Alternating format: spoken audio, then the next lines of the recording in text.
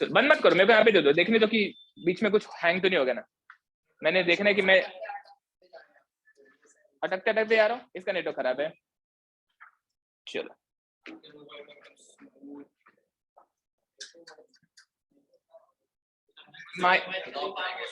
हाँ होता है ना, मोबाइल से भी काम होता है, मुझे मालूम है होता है, पहले नहीं होता था, अब होता है। ये इतना अच्छा नहीं आवाज है, बात सही है। चलो भाई आज का टॉपिक सुनेंगे। मैं जरा इसको साइलेंट कर दूं पहले। मोबाइल पे कितना क्लियर है? हाँ तो पैसा दिया पूरा। चलो इसको वो 720 में कन्वर्ट करता है। हाँ गरीबी। चलो चलो ध्यान देंगे, आएगा आज का टॉपिक। किसी के पास में टेक्स्ट बुक है क्या? कोई भी टेक नहीं है, रखे रहो। नहीं खाली पूछ रहा हूँ कौन सी है। हाँ ठीक है रखे रहो, कोई बात नहीं, खाली मैं पूछ रहा हूँ टेक्स्ट बुक है ना। बस सुन लो, ध्यान दो कोई बात नहीं, बातें सुनेंगे हम लोग। आज यूनिट 3 में एक रेफ्रिजरेशन साइकिल है जिसको एडवांस रेफ्रिजरेशन कहते हैं, वो सीख रहे हैं। ओके आज अपन खाली इसका एक इंट्रो लेते हैं, बेसिक एकदम, ध्यान से सुनना है, बहुत सारी बातें इसके बारे में। ओके सबसे पहले तो आप लोगों को अंदाजा आना चाहिए कि हमने वीसीसी सीखा हुआ है। हमने वीसीसी सीखा, वीसीसी का मतलब था वेपर कंप्रेशन साइकिल, जिसको वीसीआर भी कभी कभी बोलते हैं, vapour compression refrigeration. VCC cycle जो होता है, अगर आप उसका पीएच चार्ट बनाओ,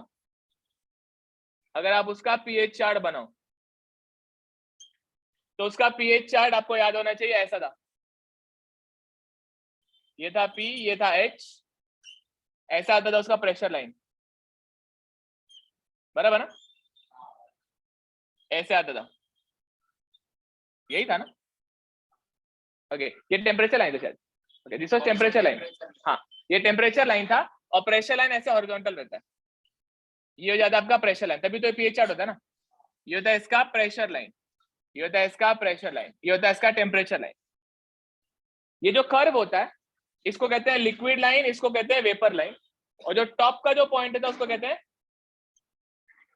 परफेक्ट, उसको कहते हैं क्रिटिकल पॉइंट, जब मैं वीसीसी यहाँ पे कंपोनेंट्स के हिसाब से बताता हूँ, चार मेन कंपोनेंट्स अगर अपन बात करते हैं तो एक होता है कंडेंसर, एक होता है कंप्रेसर, एक होता है एक्सपांशन वाल्व, और एक होता है इवापोरेटर। इसके अंदर मेन आपका रेफ्रिजरेशन प्रोसेस होता है। तो ये हो गया आपका कंप्रेसर, इसे अपन बोलते हैं कंडेंसर। ये हो गया आपका एक्सपांशन वाल्व, इसे कहते हैं एक्सपांशन वाल्व, और ये हो जाता है आपका इवापोरेटर में खाना ठंडा होता है, इवापोरेटर ठंडक प्रोड्यूस करता है। ओके ये कैसा प्रोसेस रहेगा, यहां से कोशिश की जाती है सैचुरेटेड या फिर ड्राई सुपरहीटेड वेपर निकले, कंप्रेसर उसको कंप्रेस करे, मतलब कंप्रेसर को गीला चीज पसंद नहीं है, इसलिए या तो ड्राई सैचुरेटेड या तो सुपरहीटेड रेफ्रिजरेंट वो लेता है, उसको वो आइसेंट्रोपिक कंप्रेस करता है, तो उसका प्रेशर टेम्परेचर बढ़ जाता है, एंथैल्पी बढ़ जाता है, प्रेशर टेम्परेचर एंथैल्पी बढ़ जाता है।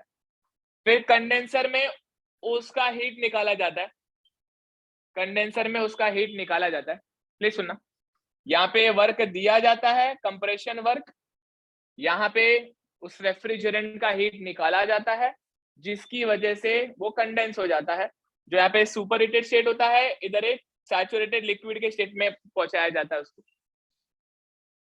फिर उस लिक्विड को एक्सपांशन वॉल के पास फेंक दिया जाता है, वहां पे उसका होता है थ्रॉटलिंग प्रोसेस। एक आइसेंथैल्पिक प्रोसेस होता है, लिक्विड थ्रॉटल होने के बाद में ठंडा लिक्विड प्लस वेपर बन जाता है,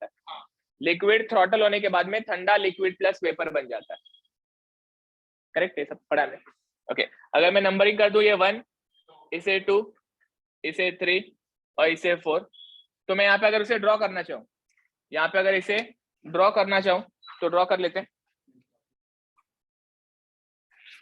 marker marker, red marker, blue marker, मिल गया।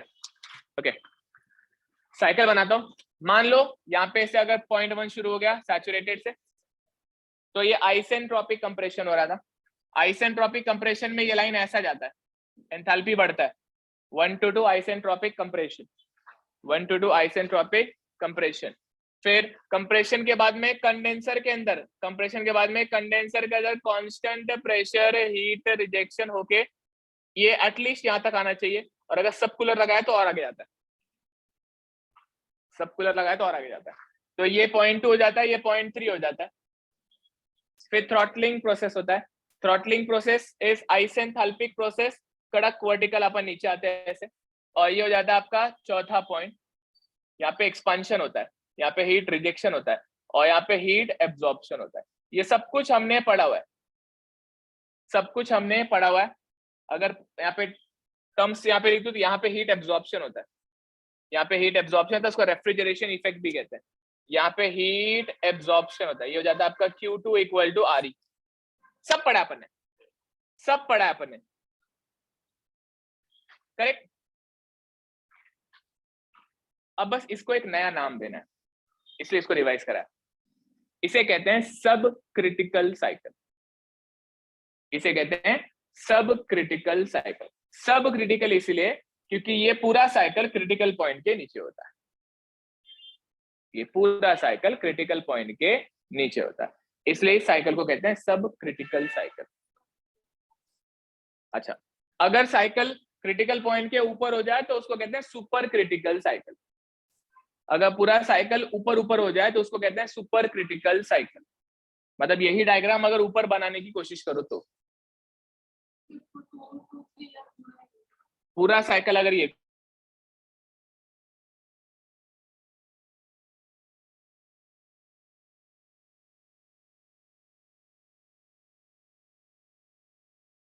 एक मिनट माय डियर, एक मिनट माय डियर।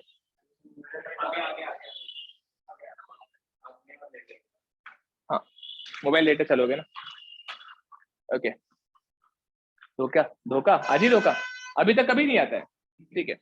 अभी वाईफाई की जरूरत है ना? आ गया। इन्वर्टर धोखा देता है, उसका पानी चेंज नहीं होता। ओके ठीक है, यहाँ पे सब क्रिटिकल इसे बोलते हैं। अगर यही पूरा चारों प्रोसेस इस पॉइंट के ऊपर हो, मतलब गैस गैस में खाली खेला जाए। एक्चुअली ये जो पॉइंट है, इस पॉइंट के ऊपर का जो स्टेट होता है वो नॉट डिफाइंड होता है। इट इज लिक्विड गैस का कॉम्बिनेशन, यू कैन नॉट से what state the fluid is इन। उसको ट्रांस स्टेट भी कहते हैं। मतलब वो स्टेट क्या होता है पता ही नहीं किसी को, लिक्विड है कि वेपर है कि क्या है कि मिक्स, कुछ बोला जा सकता नहीं है। मतलब आपको समझ में आना चाहिए कि है ही वो बहुत ऊपर, बहुत हाई प्रेशर की बात हो रही है। प्रेशर बढ़ रहा है ना, ऊपर जा रहे हैं। तो पानी की बात अगर करें तो लगभग 350 बार के आसपास प्रेशर हो जाता है क्रिटिकल पॉइंट पानी का। तो उसके बियॉन्ड प्रेशर, उसके बियॉन्ड के प्रेशर को आप एनालाइज नहीं कर सकते, इतना इजी नहीं है। इसलिए उसको ट्रांस फेज भी कहते हैं, जहां पे आपको पता नहीं कि वो एक्चुअली लिक्विड है कि वेपर है, तो बीच का फेज हो जाता है, कंफ्यूज्ड फेज भी बोल सकते हैं अपन। इतनी बात समझ में आ रही है? अच्छा, आपका ये जो साइकिल आप सीखने वाले इसको ट्रांस क्रिटिकल साइकिल इसलिए कहते हैं बिकॉज इस केस में आपका ये जो नीचे का जो प्रोसेस होता है रेफ्रिजरेशन इफेक्ट, वो तो यहाँ पे होता है, लेकिन जो प्रोसेस होता है वो प्रोसेस का ये वाला जो पार्ट है, ये वाला पार्ट क्रिटिकल पॉइंट पार होता है, ये वाला प्रोसेस क्रिटिकल पॉइंट के आगे होता है। अच्छा, उसके पीछे कारण एक ही है कि आप जो फ्लूइड यूज करते हो, आप जो फ्लूइड यूज करते हो वो फ्लूइड का क्रिटिकल पॉइंट जो होता है वो काफी नीचे होता है। उसका जो टेम्परेचर, उसका जो प्रेशर आप बोलते हो वो काफी रिलेटिवली नीचे होता है। हम जो फ्लूइड यूज करते हैं वो है CO2, कार्बन डाइऑक्साइड। ओके, हम यूज करते हैं fluid called as carbon dioxide. Carbon dioxide के कुछ प्रॉपर्टीज हैं कि वो इजीली मिल जाता है।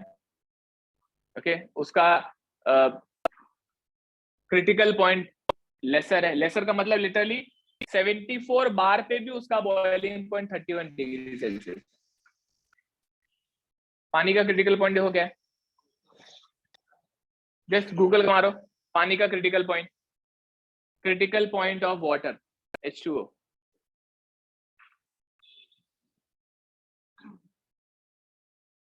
तीन सौ समथिंग।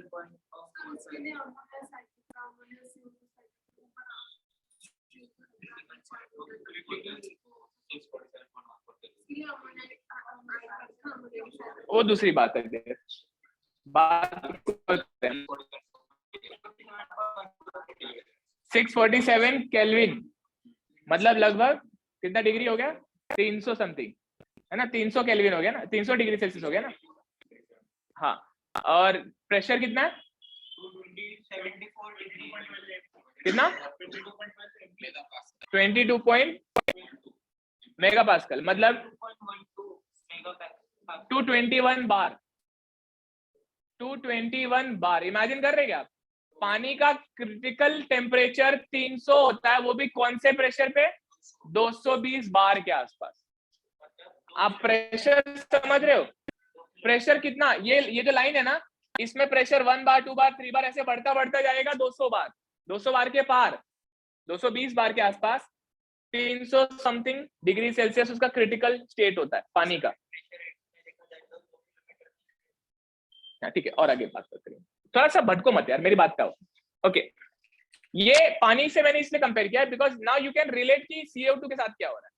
CO2 जो होता है, CO2 का क्रिटिकल पॉइंट जो होता है वो होता है 31 डिग्री सेल्सियस, वो भी 74 बार पे। मतलब अगर प्रेशर और गिराया जाए तो वो और लोअर टेम्परेचर पे आएगा, उसका क्रिटिकल पॉइंट वो होता है, क्रिटिकल पॉइंट वो होता है। क्रिटिकल पॉइंट पे मैक्स टू मैक्स प्रेशर कितना, 74 बार, 74 बार, और 31 डिग्री सेल्सियस CO2 का।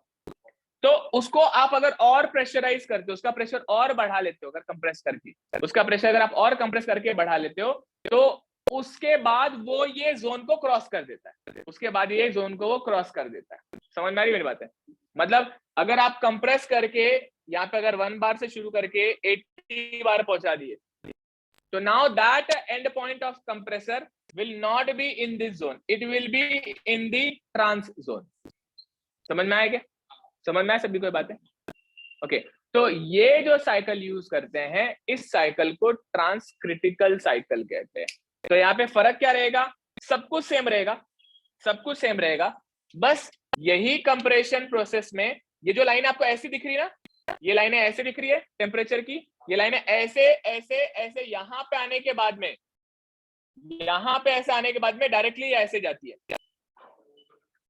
क्या डियर, ठीक है ना, दिख जाएगा थोड़ा सा। ये यहां से होने के बाद में ऐसे चली जाएंगी, और इसके बाद में तो ये लाइनें सीधा ऐसी जाएंगी। इन लाइनों का मतलब समझो, अगर ये लाइन है, अगर ये लाइन एग्जिस्ट कर रहा है, इसका मतलब वेट जोन एग्जिस्ट कर रहा है। अगर ये लाइन एग्जिस्ट कर रहा है, इसका मतलब वेट जोन एग्जिस्ट कर रहा है। क्रिटिकल पॉइंट पे there is no wet zone,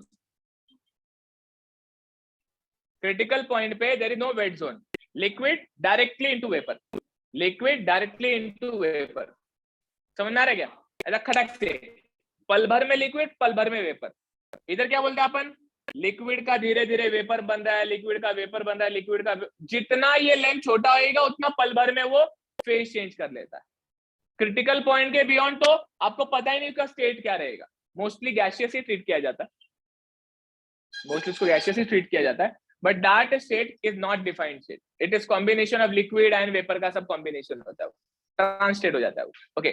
अब यहाँ पे जब आप इसको और कंप्रेस ऐसे कर दो, आप इसको और ऐसे कंप्रेस कर दो, और आपका ये जो लाइन है, ये लाइन यहाँ की जगह पे यहाँ पे ऐसे आ जाएगा, ये लाइन यहाँ की जगह पे यहाँ पे ऐसे आ जाएगा। अब ये ऐसा ही क्यों आता है उसका बात करेंगे यहाँ पर बाद में, बट यस फिलहाल आपको इतना समझ में आना चाहिए, पीएच चार्ट है, heat transfer is a constant pressure process. असल में क्या हो रहा है, मतलब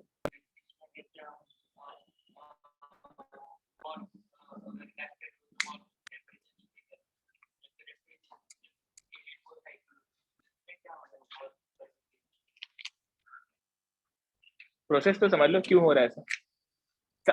एक मिनट वापस सुनो, ध्यान दो। यहाँ पे मैंने क्या किया, मैंने इसके जोन के बाहर चला गया, इसके जोन के बाहर चला गया। इसमें फर्क देखो क्या होता है। इसमें फर्क तो ये, पहले तो आपको कोई भी एक ऐसे क्लोरोफ्लोरोकार्बन से काम नहीं करना पड़ा जिसके वजह से आपका ओजोन लेयर डिप्लीशन बोलो या फिर पोल्यूशन बोलो कुछ बढ़ रहा है। You are dealing with CO2। Okay, CO2 एक ऐसा गैस है जिसका अगर लीक हुआ तो ब्लास्ट होने का कोई टेंशन नहीं, कोई टेंशन नहीं, कुछ भी जलने का टेंशन नहीं, मतलब इन्फ्लेमेबल नहीं है, टॉक्सिक भी नहीं है उस लेवल तक। इस रूम में अगर सिर्फ CO2 रहेगा तो टॉक्सिक होता है, लेकिन अगर हवा में CO2 छोड़ा जाए तो टॉक्सिक नहीं होता है। Are you getting my point?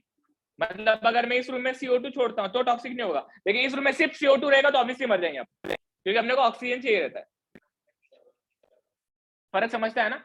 तो kind of it is non toxic, पहला तो इजीली अवेलेबल, दूसरा उसका क्रिटिकल पॉइंट बहुत कम होता है, क्रिटिकल स्टेट बहुत कम होता है, तो आप उसको इस जोन में ये यूज नहीं किया जाता हमेशा, it is still a future scope. ये जो रेफ्रिजरेशन साइकिल है ये फ्यूचर स्कोप है, अभी भी कहीं पर भी इजीली यूज नहीं किया जा रहा है, अभी इसमें बहुत लॉसेस है, इसका COP बहुत कम है, सब कुछ कम है, पैसा भी ज्यादा लग रहा है, COP भी कम आ रहा है, इसके वजह से इसको रेगुलर यूज में नहीं लाया। इस पे अभी के साइंटिस्ट लोग काम कर रहे हैं, इसलिए ये एडवांस है। इस पे अभी के साइंटिस्ट लोग काम कर रहे हैं, इसको बेटर बना रहे हैं, इसमें चेंजेस ला रहे हैं।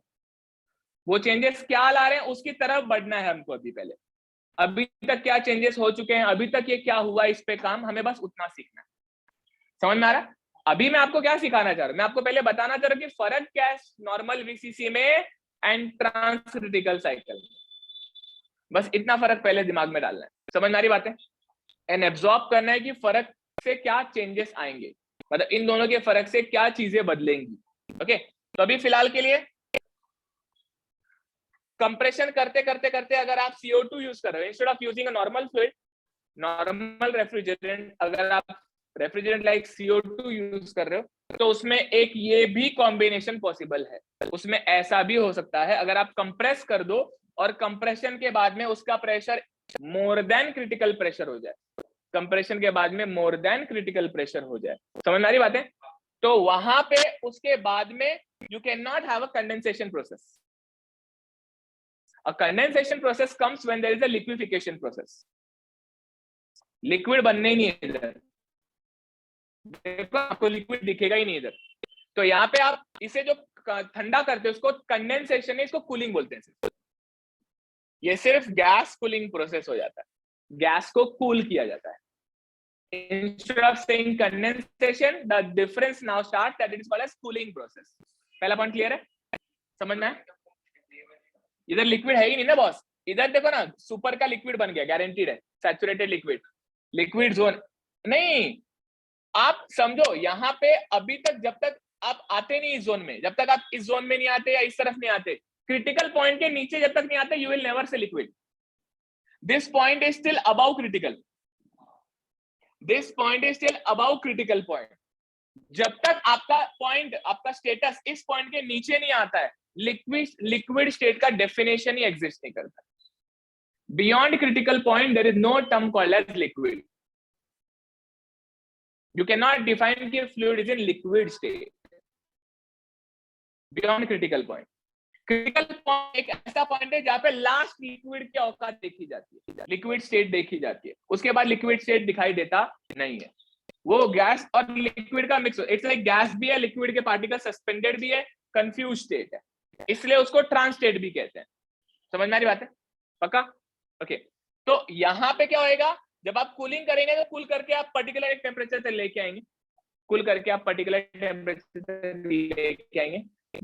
हो सकता है आप उसमें और कुछ डिवाइसेस भी यूज करें, उसको भी सीखेंगे अभी, बट यस फिलहाल आप उसको कूल करके लेके आएंगे। तो कूल करके लाएंगे, होगा यही जैसा यहाँ पे हुआ है। किस तरह से करेंगे, क्या करेंगे, जो आप बोल रहे थे वो आएगा, अभी उसका टाइम बाकी है। बढ़िया, समहाउ उसको कूल किया गया, समहाउ उसको कूल किया गया, कूल करके आप यहाँ पे लेकर आए। समझ में आ रही बात है? ओके, इसके बाद में इसको एक्सपेंशन वॉल में छोड़ दिया जाएगा। तो आप एक्सपेंशन वॉल में छोड़ देंगे, एक्सपेंशन वॉल में जब छोड़ेंगे तो एक्सपेंशन वॉल उसका थ्रॉटलिंग प्रोसेस करेगा, एक्सपेंशन वॉल उसका थ्रॉटलिंग प्रोसेस करेगा, एंड एक्सपेंशन वॉल के अंदर वो अब लिक्विड स्टेट में आ सकता है। ये साइंस स्टडी करने लायक है इसके अंदर, ये साइंस इसमें स्टडी करने लायक कि एक्सपांशन वॉल में गैस छोड़ा है, एक्सपांशन वॉल में छोड़ा गैस है, एक्सपांशन गैस का हो रहा है, लेकिन उसके इनिशियल स्टेट के हिसाब से जब वो थ्रॉटल होने लगता है तो उसी के अंदर वो लिक्विड में कन्वर्ट होना शुरू हो जाता है। ये इस साइकिल की खासियत है। यहाँ पे क्या होगा, एंट्री में आया गैस था, लेकिन एक्सपांशन होते होते क्योंकि प्रेशर गिरना शुरू हो गया अंदर ही, इनर प्रेशर क्रिटिकल के ऊपर था, एक्सपांशन वॉल में प्रेशर क्रिटिकल के नीचे आना शुरू हो जाता है। जब प्रेशर क्रिटिकल के नीचे आना शुरू हो जाता है, based on its temperature, based on its temperature, वो बोलता है भाई अब तो प्रेशर क्रिटिकल के नीचे है और टेम्परेचर भी ठंडा है, तो वहीं पर वो फेज ट्रांसफॉर्मेशन करना शुरू करता है। सोचो क्यों? क्योंकि उसका प्रेशर गिर चुका है और उस प्रेशर पे उसका जो सैचुरेशन टेम्परेचर होता है उससे वो शायद ठंडा होगा। ये लाइन समझा क्या? उसका प्रेशर गिर चुका है और प्रेशर गिरने के बाद में उस पर्टिकुलर प्रेशर पे उसका कुछ सैचुरेशन प्रेशर होगा, उस सैचुरेशन प्रेशर से भी अगर उसका टेम्परेचर ठंडा होगा तो उसने क्या करना चाहिए, उसने खुद को लिक्विफाई करना चाहिए। जैसे आप लोगों को मैंने उल्टा सिखाया था, जैसे मैंने आपको बताया था कि भाई प्रेशर गिरने के बाद में अगर temperature is more than the saturation temperature, the fluid starts evaporating.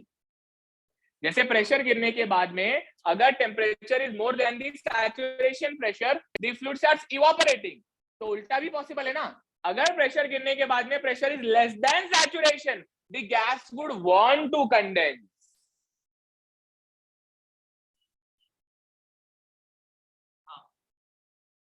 अगर प्रेशर एक पर्टिकुलर प्रेशर पे किसी का टेम्परेचर सैचुरेशन से ज्यादा है तो वो इवापोरेट होना चाहिए। अगर एक पर्टिकुलर प्रेशर पे अगर टेम्परेचर सैचुरेशन से कम है तो वो कंडेंस होना चाहेगा। आया समझ में? तो यहां पर वही होता है, यहां पर वही होता है। यहां पर एक सैचुरेशन से उसका प्रेशर गिराने, क्रिटिकल से उसका प्रेशर गिरने के बाद में उसका खुद का टेम्परेचर सैचुरेशन से कम होता है, इसलिए that gas starts condensing and hence it enters this zone. इसलिए ये इस जोन में एंटर करना शुरू करता है। एंड यू कैन सी जो यहाँ पे ट्रांस स्टेट था, यहाँ पे प्रेशर गिराने के बाद में लिक्विड प्लस वेपर में कन्वर्ट हो चुका है। झेप रहा है, पक्का झेप रहा है, लिक्विड प्लस वेपर में चला गया। एंड देन फिर उसके बाद में वो वही काम करेगा जो बाकी का आपका साइकिल कर रहा था। तो अगर मैं नामकरण करूं, ये 2' और ये 3' बोल दूं, तो 1 2 3 4 को कहते हैं sub critical cycle, sub critical cycle. And 1 2 3' 4 को कहते हैं trans critical cycle, trans critical cycle. समझ में आया? इतना समझ में आया सभी को फर्क? आज हमें समझना है कि फर्क क्या है साइकिलों में, ठीक है, और ये किसकी वजह से होता है, क्यों होता है, वो समझना हमें करना है। और टाइम अगर आपकी हिम्मत है तो हम लोग इसमें कुछ चीजें ऐड भी करें, कैसे फर्क पड़ सकता है। फिलहाल टाइटल डालो ट्रांस क्रिटिकल साइकिल और दोनों बाजू बाजू में बना लो, दोनों बाजू बाजू में बना लो। हाँ आजू बाजू में।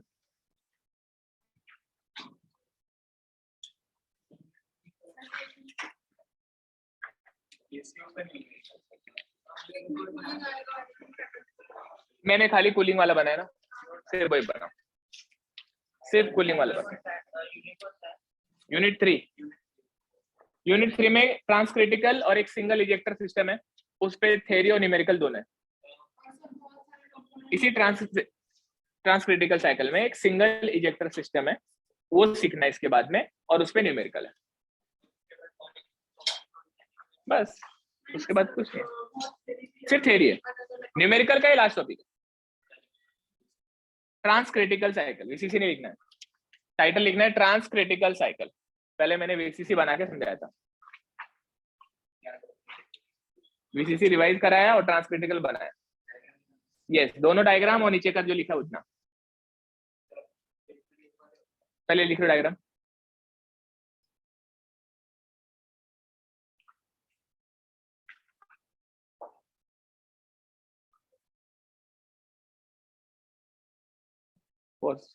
अरे रिकॉर्ड ही नहीं किया मैंने।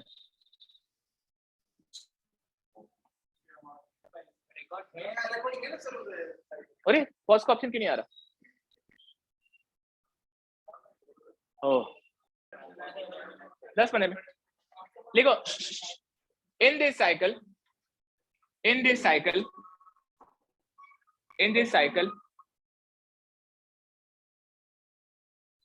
a refrigerant like CO2 in this cycle a refrigerant like CO2 is used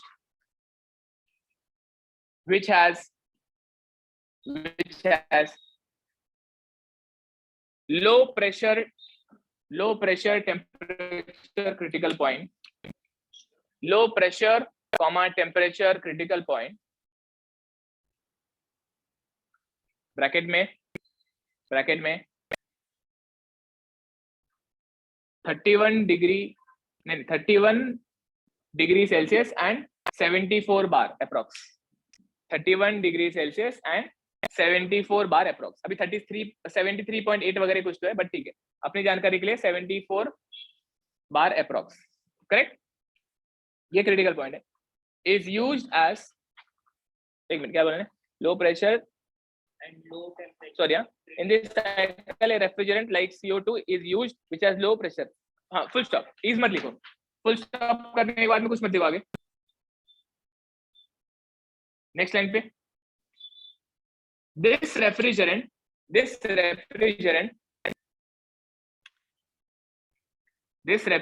performs refrigeration effect in subcritical zone, and it is cooled after compression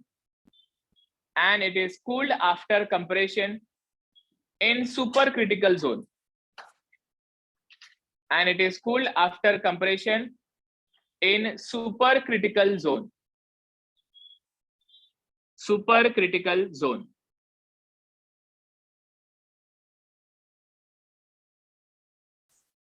full stop. अच्छा बेसिक आइडिया आगे सबको, ट्रांसक्रिटिकल कैसे काम करता है। अच्छा अब इसमें क्या क्या है समझना बता देता हूँ। हम लोग पहले क्या करेंगे आज के लेक्चर में, लेकिन बता दो क्या क्या करेंगे।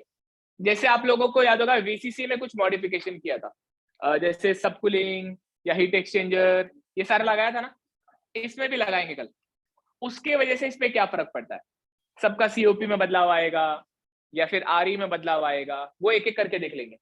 मतलब एक बार इसको सुपर हीट करेंगे, इसका super heat will be because of a heat exchanger which will lead to it subcooling, तो उससे क्या फर्क पड़ेगा वो देखेंगे। रेफ्रिजरेशन इफेक्ट बढ़ जाएगा, सीओपी बढ़ जाएगा, वो सारी बातें आएंगी उसमें।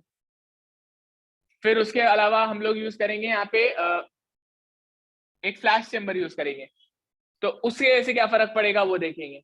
ये 2-3 चीजों का कॉम्बिनेशन रहेगा जिसके वजह से साइकिल पे क्या फर्क पड़ता है वो देखना है, और उसके बाद में इजेक्टर सिस्टम पढ़ना है बस। इजेक्टर सिस्टम पढ़ने के बाद में उस पर न्यूमेरिकल है जो हम लोग कल कर लेंगे। कल हमारा ये पूरा थ्योरी खत्म हो जाएगा और साथ में इजेक्टर सिस्टम कैसे काम करता है उस पर न्यूमेरिकल करने लायक हो जाएंगे। और अगर टाइम परमिट किया तो न्यूमेरिकल भी करेंगे कल, अगर टाइम परमिट किया आप में हिम्मत है तो न्यूमेरिकल भी करेंगे कल। आज रुकते हैं अपन इस पे, खाली आज बेसिक इंट्रो लिया इसका, कल शुरू करते हैं। कल ले लेंगे इस पे न्यूमेरिकल के साथ में इसका थ्योरी।